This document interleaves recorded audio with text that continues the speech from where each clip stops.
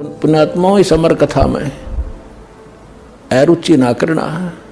असंख्यों युगों के बाद तुम्हारा बिल्ली के भागों छीका टूटा है, ये इसको छक छक कर खा लो और कल्याण करा लो। आपके ऊपर रहम किया दाता ने, और अब भी नहीं पहचानोगे इस गंदे लोक को, क्योंकि एजुकेशन आपके पास है। इतना समझदार आपको बना दिया है कि आप आसानी से अपना भला और बुरा खूब सोच सकते हैं।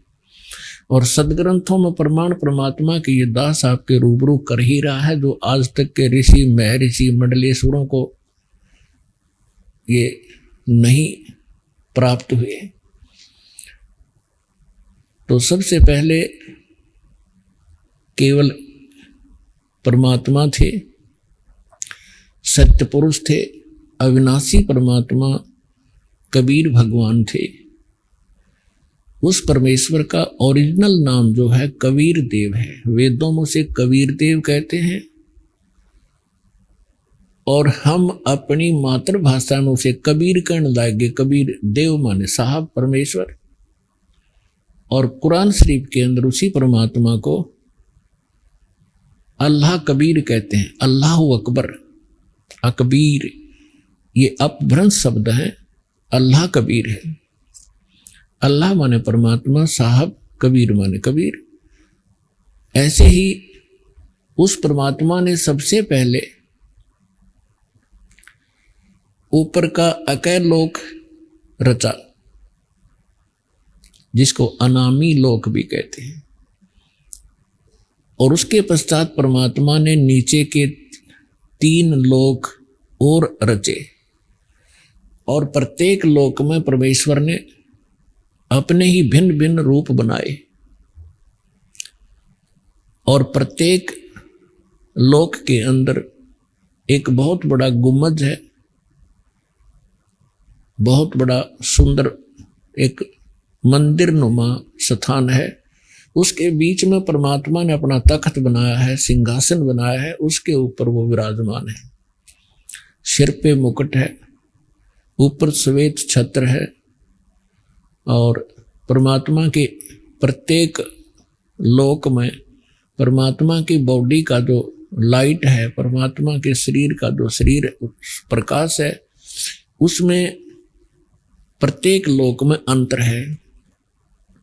सतलोक के अंदर परमात्मा के कबीर परमेश्वर जी सत्यपुरुष के एक रोमकूप में जैसी छिद्र है बालों का, इसके करोड़ सूर्य मिला दे, करोड़ चंद्रमा, इतना नूर है पूरी बॉडी का।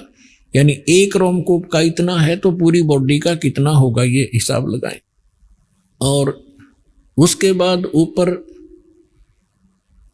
अलख लोक है, उसके अंदर परमात्मा के ऐसे सिंहासन पर विराजमान है, और वहां उनके शरीर की जो शोभा है वो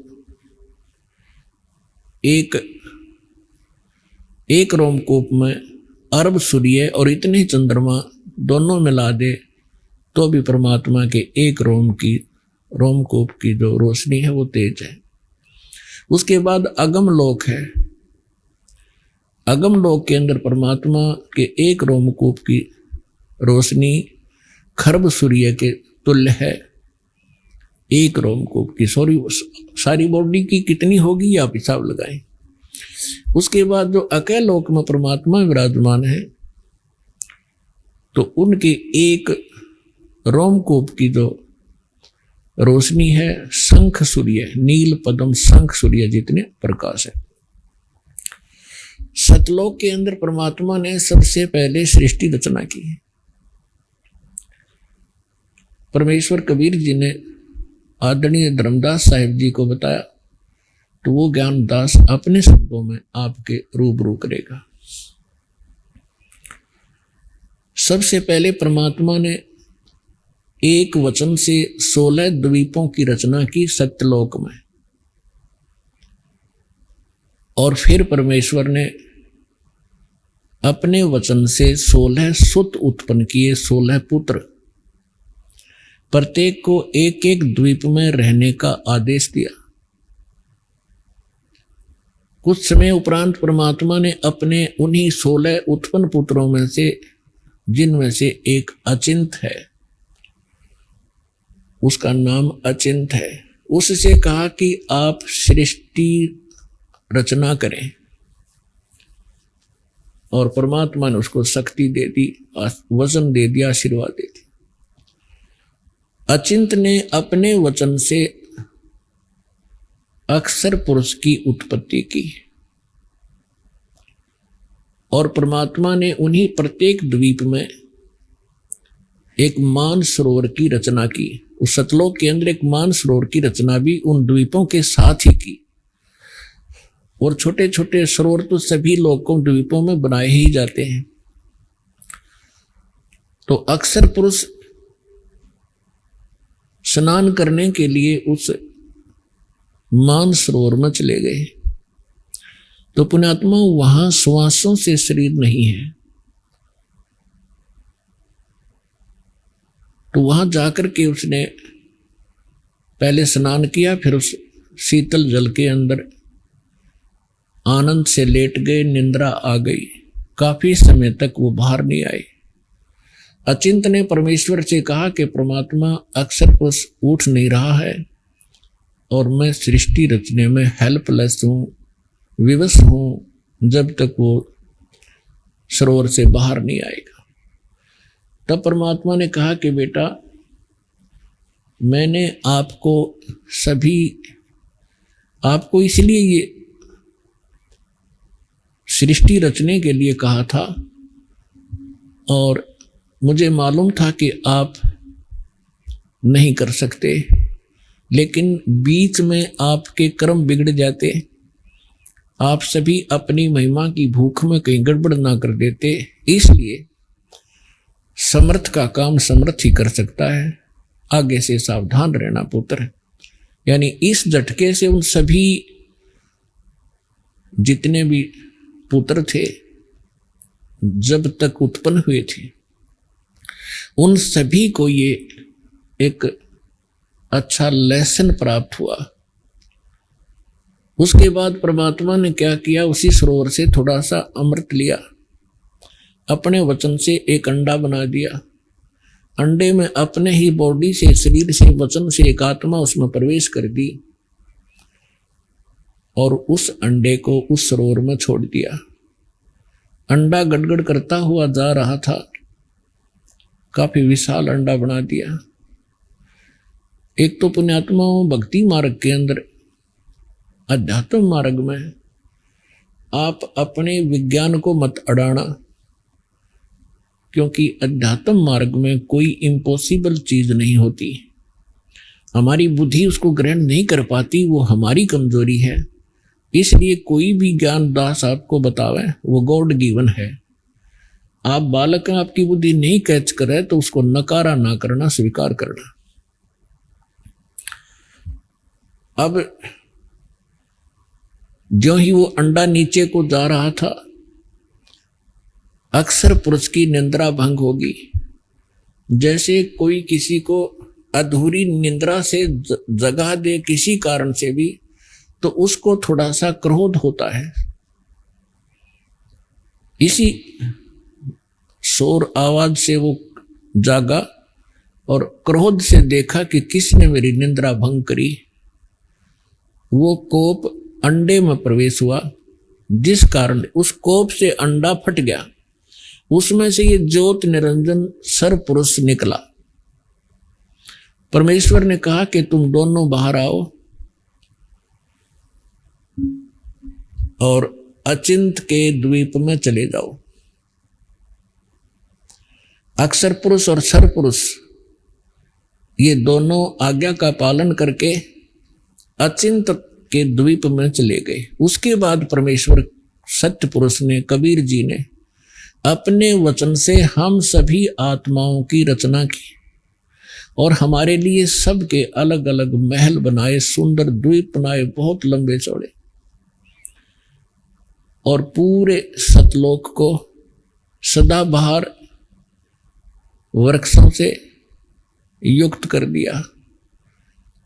और वहां वहाँ का जो मटेरियल है, वहाँ के जो पदार्थ हैं बहुत ही स्वादिष्ट और कभी नाश न होने वाले, कभी समाप्त न होने वाले हैं।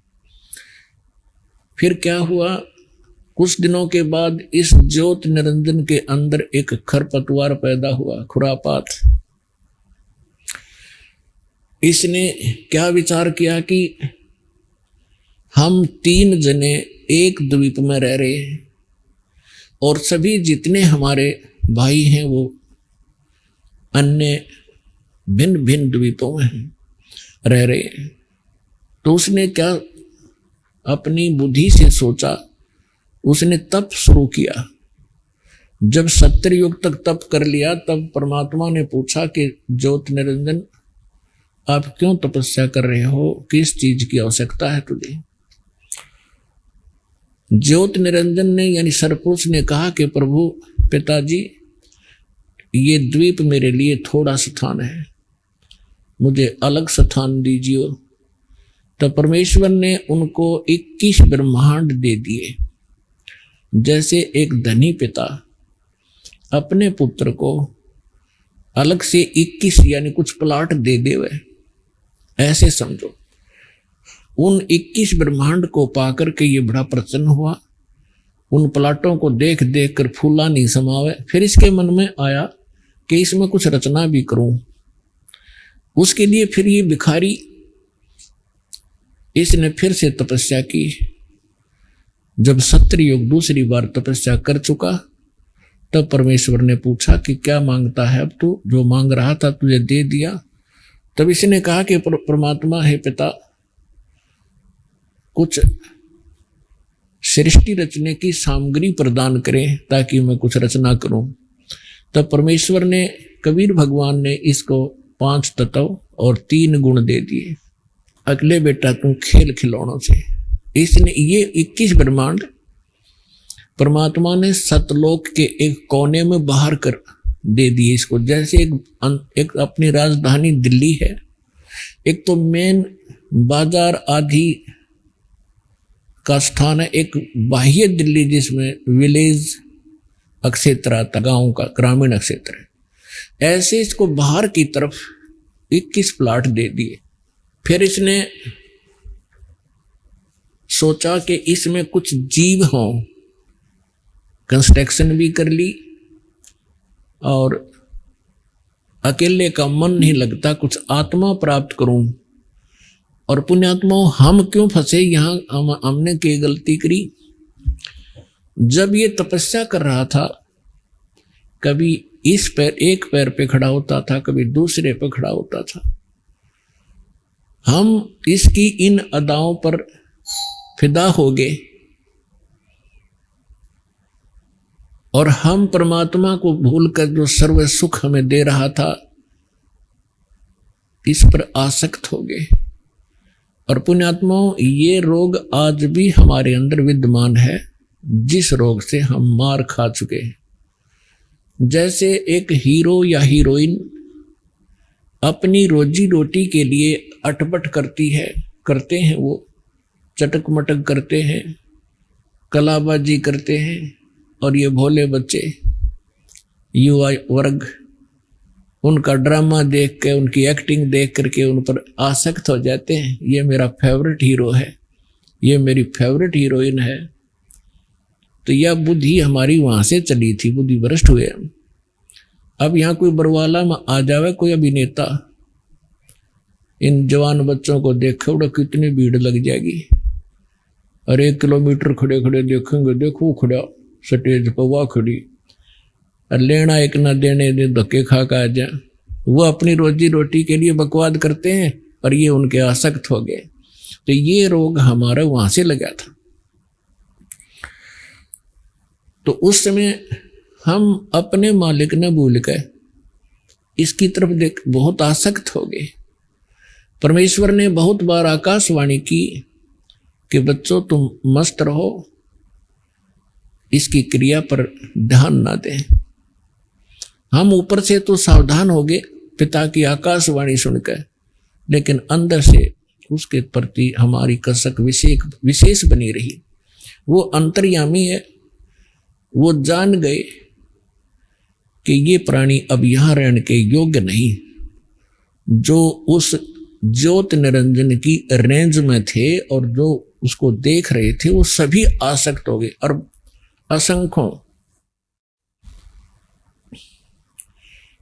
तो फिर उस ज्योत निरंजन ने फिर तप शुरू किया। जब 64 युग तक इसने तप कर लिया तब परमेश्वर ने पूछा कि भाई तूने जो मांगा था वो सारी वस्तु दे दी, अब क्यों हट कर रहा है, अब क्या चाहता है? तब इसने कहा पिताजी मुझे कुछ आत्मा दे दो, अकेले का दिल नहीं लगता। परमेश्वर ने कहा कि भी देखो 64 युग तूने तप किया, तीसरी बार इसकी प्रतिफल में और तुझे दे सकता हूं, प्लाट कितने ले ले ब्रह्मांड, पर आत्मा नहीं दे सकता। ये मेरा अंश है, मेरी वचन से उत्पन्न हुए हैं, ये मेरी आत्मा है, मेरे शरीर से निकली है। अपन आत्माओं, आप किसी माई बहन से पूछकर देखना। वैसे तो परमात्मा की वाणी में लिखा है कि पिता को पुत्र या पुत्री संतान बहुत प्रिय होती है, बालक, लेकिन मां को उस पिता से भी 100 गुना ज्यादा प्रिय होते हैं बच्चे। ये स्वाभाविक है। तो इसी प्रकार उस परमात्मा के हम बालक हैं, हम उसकी बॉडी से निकले हैं, उनका एक विशेष लगाव है हमारे से, लेकिन हम बच्चे हैं, बच्चे वाली बातें करते रहते हैं। लेकिन किसी भी बच्चे पर आपत्ति आती है तो माता पिता कितने दुखी होते हैं वो वही जान सकते हैं। तो कहने का भाव ये है कि जब उसने 64 युग तप किया तो परमात्मा ने कहा भाई आत्मा तो मैं दूं नहीं, और प्लाट ले ले, कितने ब्रह्मांड ले सकता है। फिर परमात्मा ने कहा एक शर्त है, यदि कोई आत्मा स्वयं आपके साथ जाना चाहते हो तो वो जा सकते हैं। तो पुण्यात्मा युगकाल भगवान हमारे पास आया, जितने भी यहाँ चीटी से लेकर हाथी तक, रंग से लेकर राजा तक, ब्रह्मा विष्णु महेश तक और दुर्गा तक, जितने भी ये देव हैं, ये सभी हम इस काल के जाल में वहां ऐसे फंसे